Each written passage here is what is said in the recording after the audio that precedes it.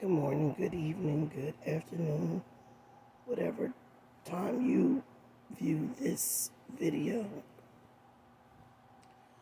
I am coming to you, children and parents,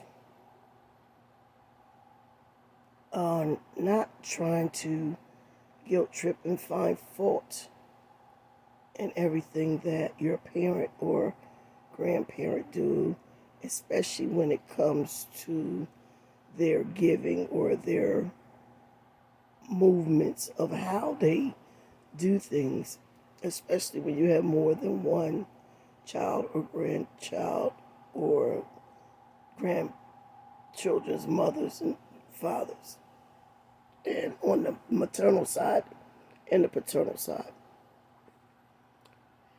Now, you got some children that sit back and observe, and they believe they're observing truly or truthfully within their own mind that this one or that one is your favorite, and you show favoritism to that one, or you show this, or you do more for this one than you do for that one, or you do more for this one than you do for me or mine. As adults, we see the need, or we meet the need, and not because we meet the need that we are financially set or stable and able to meet the need. It's the fact that some of our grandkids or come from a two-parent household, and maybe one side of the family do more for the other than the other.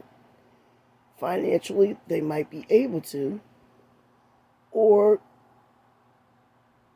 any reason that they are able to do for certain ones than others. Some parents was like, you were stronger than your siblings, or I helped those who had more of a need. They might have looked like they were financially need to meet what the kids need, but emotionally they lack certain areas, and grandparents pick up on all of the angles.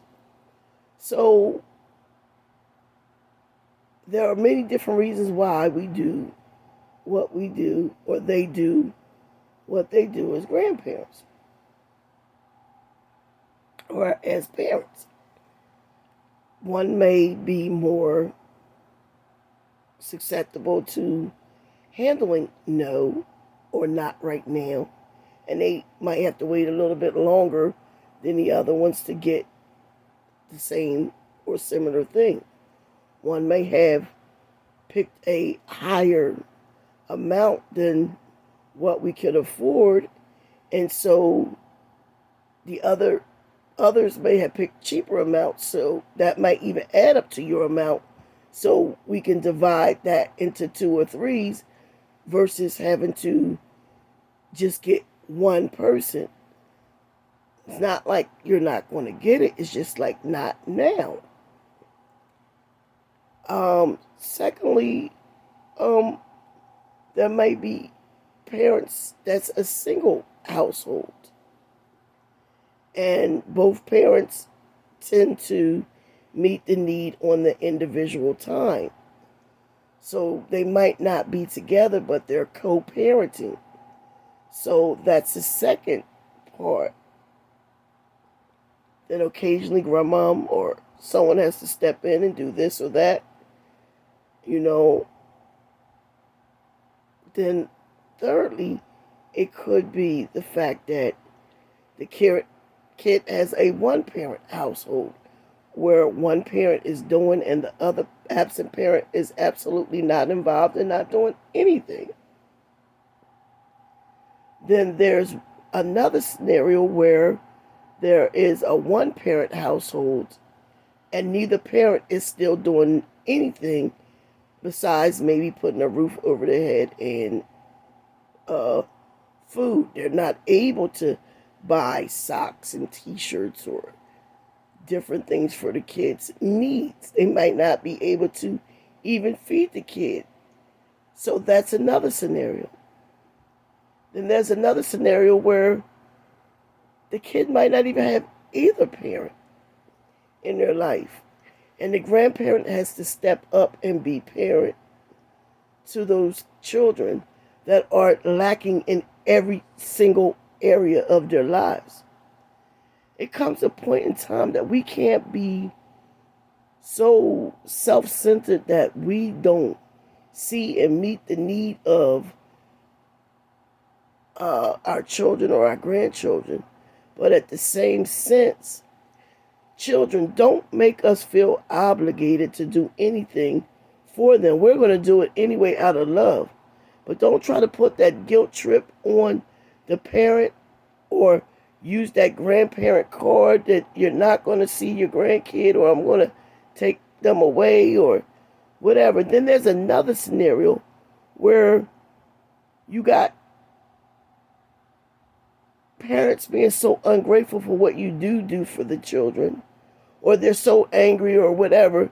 We don't need your help. I don't want your help. Keep your money. Keep your stuff. We good. We're fine without you. But at the same sense, how can you do something for somebody who won't receive it? And then they're telling everybody that they don't get no help.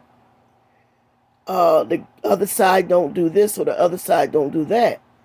When you flat out rejected the help, or whatever was sent, you flat out got the child to throw it in the trash because it wasn't up to your standard. That's something that the child may have picked out themselves. That might have been the last piece of change that the grandparent or someone who bought it spent on that child. So not only that you're hurting the child, you're hurting the person, and you're hurting yourself to be in a predicament to say, I don't have no help. You rejected it. So there's so many different scenarios, where they paint out the mother or the grandparent to be the bad guy or the bad girl. But at the same sense, we are grandparents. We didn't have those children. They're your children, correct? They are your children. But we aren't the ones that need the reminder that they're your children. You need the reminder that they're your children.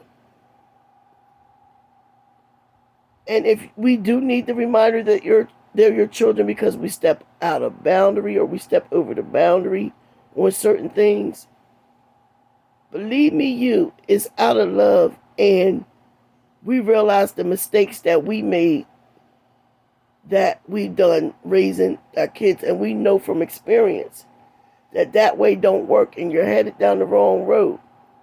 But sometimes as parents, you don't want to be told what to do or how to do it as a parent. So you reject help until you experience burnout, or you experience whatever that it is that you experience. But in the same sense, it takes a village. And we can't think that we know it all, either one, the parent or the grandparent, that we can't get help from one another, or we can't get help from the outside.